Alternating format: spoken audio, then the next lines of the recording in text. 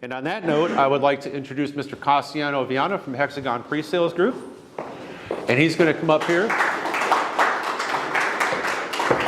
And we're going to show us, Larry, he's going to show us some things. Here we go.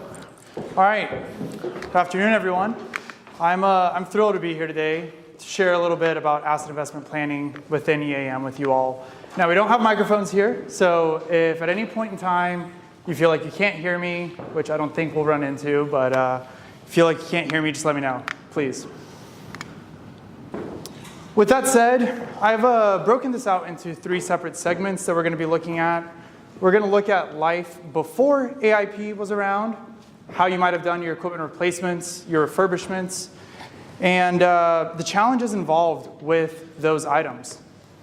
Then we're going to be shifting. We're going to talk about how AIP can change your life and your organization, and how you can prepare to conduct those future investments.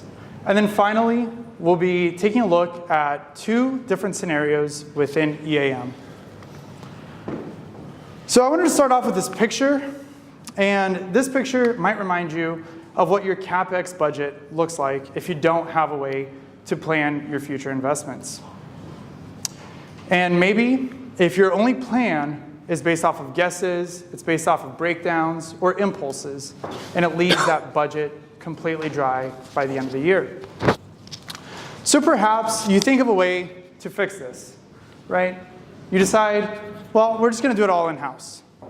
Our repairs, our refurbishments, and by golly, if you had a way to manufacture your own replacement, you would do that too. And this is going to lead your employees to having to work more hours every single week. And after a few weeks of working 80-hour weeks, you might see something like this on your floor, right? Technician asleep on the job. And then the year goes on, and the reality is that your equipment continues to break down. It's going to need to be maintained. And all of your remaining budget, all that it allows for is one of these, a big old roll of duct tape. So the year's coming to a close, and you walk around your facility, and you see something that reminds you of these last 2 images. Haphazardly repaired equipment, poorly maintained equipment, repairs when you should have done refurbishments, and refurbishments when you should have done replacements. And I get it. This is a bit of an exaggeration. This might not be everybody's use case and where you are today. But the point that I'm trying to make here is that failing to plan your investments, those replacements, those refurbishments, they can lead to some major headaches. Whether that be unexpected downtime, costly repairs, a loss in your production, the dangers of not establishing a plan for this can be catastrophic. Now, on the other hand, like I said, that was an exaggeration. Maybe that's not where you are. Maybe you've tried to establish an asset investment plan, and you've used one of these methods. Does anybody think that these methods look familiar to them at all? Okay. And so starting off with Excel, something that we all love, right? Maybe you've tried to manage various different spreadsheets to plan and manage your asset investments. And maybe you're even using these to route your approval processes, right? You're passing it on from one person to the next person. Okay, well, it got approved. Oh, I never saw that email. And it's delaying the process every step of the way. Now, you wouldn't be the first person to do this, and you certainly wouldn't be the last ones. Now, on the other hand, maybe you're basing those refurbishments and those replacements off of nothing more than a guess. Or maybe you're using your asset age. Your equipment breakdowns, right? The minute it breaks down, let's replace it. Forget it, let's just replace it, buy something new, and once again, drying up that budget. Maybe you're not using EAM for asset performance management. And so you're making all of your decisions based off of perceived performance, or how you think a piece of equipment is performing, not how it actually is performing. And while you're trying to manage all of these different aspects of your capital investment plans, the chances that you're looking past today, this week, this month, or this year are not high at all. And then this is all going to leave you with a strict annual budget. and the same problems to deal with next year. And all of these aspects play into some of the challenges that you might be experiencing today as well. So for example, maybe you lack data on your equipment usage and your equipment performance, and that hinders you from being able to make better informed decisions. Maybe you have that data, but as we all know, you don't just measure the condition of an asset once. You have to measure it throughout its entire life cycle. And maybe that's presented its own challenges. Now, the world is also ever changing, and technology is always changing. There's always some new piece of tech, and this presents a different kind of challenge, right? You might establish a plan for your investments, and then a more cost-effective option comes along, and you didn't realize it. So you end up spending more money on that investment. And of course, we talked about it in a few different sessions today. You're trying to make another decision. You're trying to forecast your costs. And without the proper way to forecast those costs, you're going to have an even harder time securing the funding. And you're going to have to do that again, year over year. And so now that we've discussed the nightmare that life was before AIP, the challenges that you might have faced with your equipment replacements, your equipment refurbishments, let's talk about how EAM supports your investment planning with AIP and how you can prepare to conduct those investments. To understand EAM's AIP capabilities, I kind of want to talk about what's under the hood. What's the driving force behind AIP? We've heard Kevin talk about it a little bit today, and it's a constraint optimizer. And this is a planning tool that is going to consider your resources. It's going to consider those patented optimization algorithms and the constraints. And then it's going to deliver you the most efficient options based on your selections. And this is going to be the driving force within EAM when it comes to automating the scheduling capabilities with the optimized dispatcher, or when it comes to planning your future investments. Now, with the constraint optimizer behind AIP, you'll have dynamic budget support for your organization. So whether you're looking at a limited budget, right, maybe you're starting off with $10,000 and you want to increase that by $1,000 or $2,000 every year, or maybe you're utilizing percentages to drive that increase. Maybe you don't know where to start and you don't have a way to have that baseline budget. So you go in with the idea of cost forecasting and utilize an unlimited budget instead. Maybe you would like to use your unused budget and you would like to allow that to roll over into the next year so you can use it for those future investments as well. Maybe you want to go ahead and plan for inflation, whether that be for this year, next year, or 95 years in the future. You'll be able to do that. The constraint optimizer is then going to bring in different investment options for your equipment, and this is going to be driven by those equipment classes, equipment categories, different investment options that you might have, and different service lives on your assets. And this is also going to help you establish the refurbishments and the replacement costs, as well as the expected timelines, right? And then finally, it's going to bring a flexible manner to be able to prioritize your investments, whether that be driven in a more project-centric organization with capital planning requests, or maybe you're in an asset-centric organization and you're looking at your asset criticality, your asset risk, the condition of your assets, or maybe you're looking at a combination of criticality and risk, which we can also do. And then based on all of this, it's going to provide your organization with an optimized investment plan for those future periods. So at this point, you might be wondering, hey, this sounds great. Sounds like it might be hard to achieve, though. What do we need to do to get there? How do we prepare? And it's all going to be starting off with establishing, right? You're going to want to establish that asset registry in your asset hierarchy. Now, considering that you are all EAM users here today, chances are you're either in the process of establishing that hierarchy and that asset registry, or you've already established it. Then you're going to want to look at adopting and evaluating, part 2. Adopting a condition strategy, beginning to evaluate the asset risk and your asset condition. Now keep in mind this can't be done just once, right? You have to do this throughout the asset's entire life cycle. And now that you have your equipment being tracked, and you have the data behind your equipment, you can look at determining and defining. Determining those equipment class definitions, and then you can begin to define your AIP criteria, like the different investment options associated to your assets. And then finally, it's like you can hear your GPS telling you, you've reached your destination, right? You've arrived, you're ready. You can start to plan. You can start taking advantage of EAM's AIP capabilities. You can bring in those budget scenarios, your prioritizations basis, and you can begin to plan those investments. Now, in establishing that criteria, you're also going to want to determine, once again, what best aligns with your organization.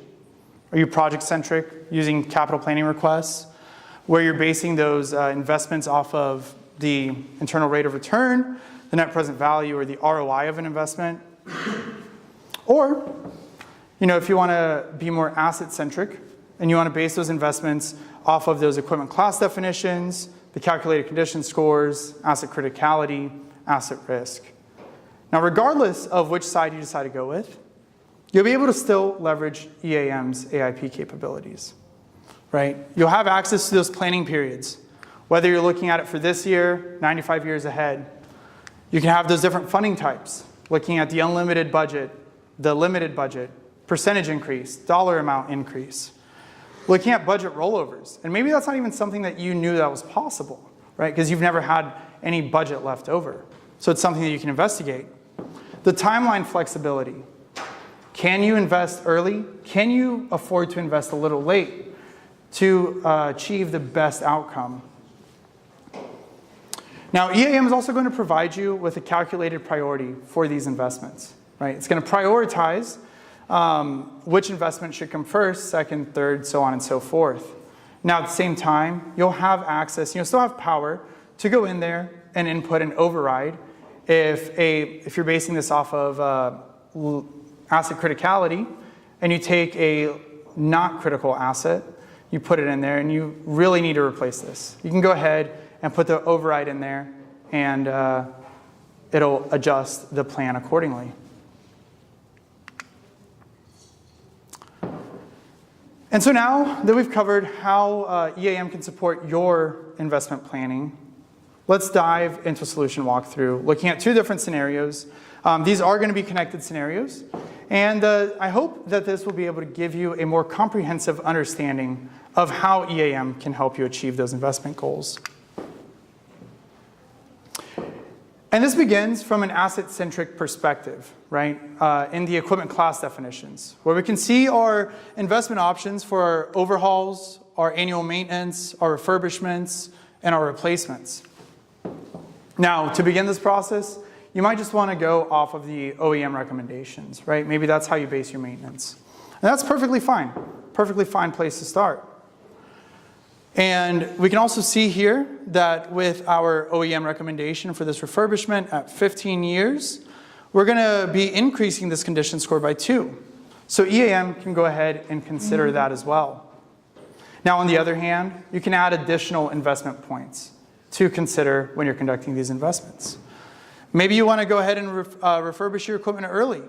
You're going to save about $500, and you're still going to be bumping that condition score up by 1.5.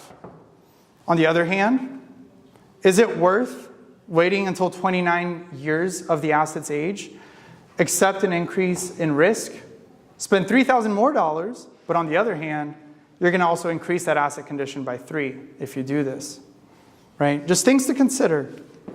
And then finally, another key input here is whether or not you're going to allow an early or late investment.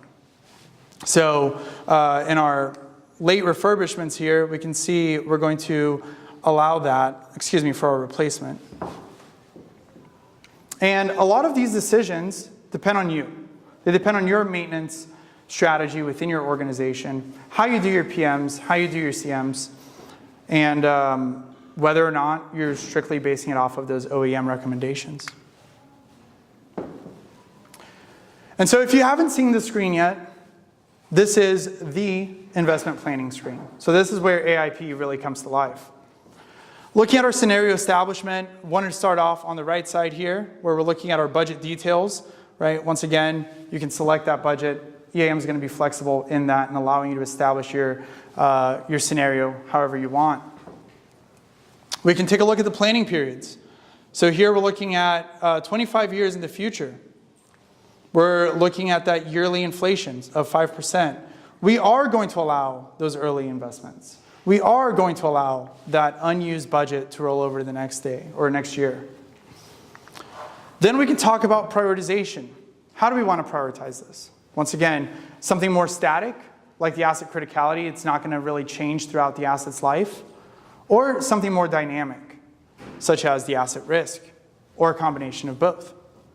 And then if you are going from a capital planning perspective, you can, of course, use the IRR, NPV, or ROIs. So once you have that established, you're going to be looking at bringing in the different pieces of equipment to your plan. Now, of course, as with anything else in EAM, you're going to have your data spies, right? They're going to be there to help you out. You're not going to have to do it one piece of equipment at a time. There's multi-select available to you. So, for example, if you wanted to bring in all your pumps, you could hit up the lookup field and filter it out by equipment class, by pumps, and then you could go ahead and just click once and all of your pumps would be added to the investment plan, as an example. Here we're also going to see all of our asset information, right? We can see the age of the asset, the service life usage, the criticality, its condition, where it stands. Something that is a little bit further down this screenshot here that you can't really see is going to be that priority, the calculated priority of this investment. And that is something that EAM, like I said, automatically does for you. Once you have your equipment established and you're ready to start the planning process, the constraint optimizer will run, and then you'll be able to receive those planning results. So what are we looking at here, other than planning results? That's great, but like, what does it mean? Year one, we can see we're not going to be spending anything. Year two, that changes a little bit. We're going to have 2 refurbishments that we're going to do. Each are going to cost us $15,000. It's going to be on time, and it's going to bring our total period cost to $44,000. But we're still going to have $110,000 left over in our budget. Year 3, we take a break. Year 4, we take a break. Year 5, things change again, and we use about 1/3 of our overall budget. 6, 7, 8, or excuse me, 6 and 7, once again, we're going to take a break. Then 8 and 9, we're going to be utilizing that budget once again to conduct those investments, right? And as you look, and we go down the line on our period cost and our period budget, we're not going to be drying up that period budget if we can help it. And of course, that's going to be dependent on how you want to make those investments, if you're going to allow the budget to roll over, and whether or not you're going to allow the early and late investments in your assets. Now, I did also want to bring you an example of the results from a few different scenarios. So looking at equipment criticality, and the changes are going to be fast. So we'll talk about them a little bit here. But we can see 2, 4, 5, 8, 9. Those are the years based on these results, and of course 10, where we are going to be spending money. If we're looking at it from a asset risk perspective, the years don't really change, but the assets do. It's kind of like when you're at the eye doctor and they ask you 1 or 2, right? 1 or 2. And then again, looking at it from an asset risk perspective to a combination perspective. So this is going to essentially marry the asset risk and asset criticality results. And so once you have your investment plan, you might want to go ahead and confirm it. You might want to plan, execute the work for the next 2, 5, 10 years in advance. Right? And you can do this by utilizing the capital planning requests within EAM. Here we can go ahead and establish the costs, such as material costs for those replacements, those refurbishments that we looked at from an asset-centric perspective. We can look at the associated attributes in terms of the net present value, the ROI, the IRR. So if you're doing this within EAM, What's to stop you from simply letting the finance people come in and look at the capital planning request? They can see all of the information all at once. Now, on the other hand, if you're more project-centric, you might start here, and you never did the asset-centric side. And that's totally fine, right? We're going to come in here, build that capital planning request out. We're going to take it into AIP. We're going to create a new scenario. This time, our CPR priority basis is going to be the return on investment. And that information is, of course, getting pulled in from the capital planning request that we created.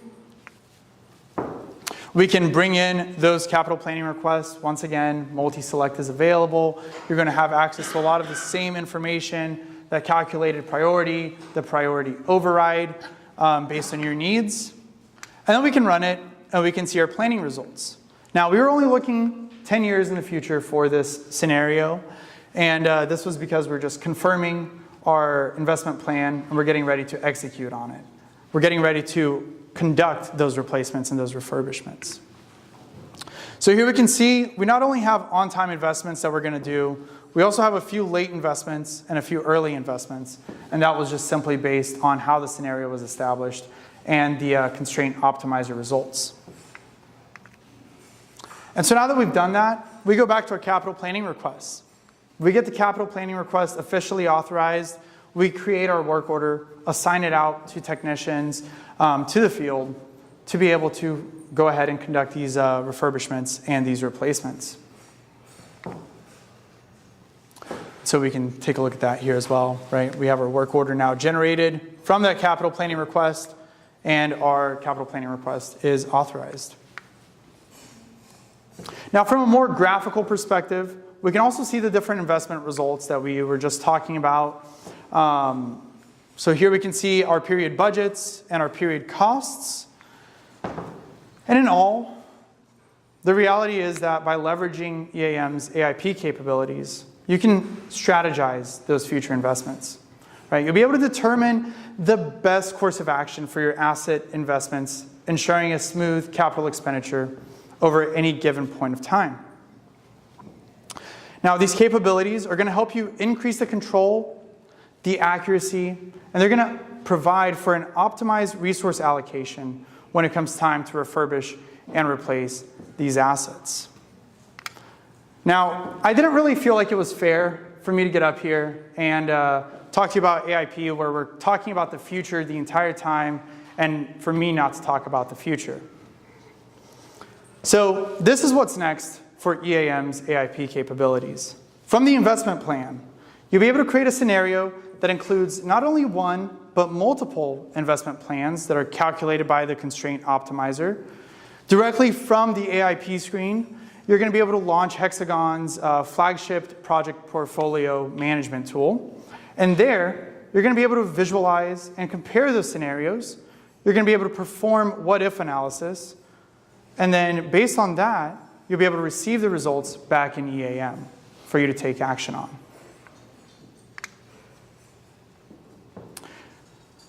Now, at this point, I don't think it's very likely, but you might be asking, so what? Is anybody asking that? Okay. What does this mean to me? And the reality is that EAM's AIP capabilities aren't about what happens today or even this year, right? It's all about taking a proactive approach to your organization's assets, optimizing those assets' life cycles, and minimizing your risk while maximizing your returns. And by incorporating AIP into your asset management strategy, you're setting up your organization for success 5, 10 years, 50 years down the line, even 100 years to come. You're ensuring that your assets are being used to their fullest potential, that you're making informed investment decisions, and that you're prepared to handle any unexpected challenges that might arise in the meantime. So in summary, asset investment planning is not just a buzzword that you're going to hear this week. It's a crucial component of EAM that can help your organization thrive both now and in the future.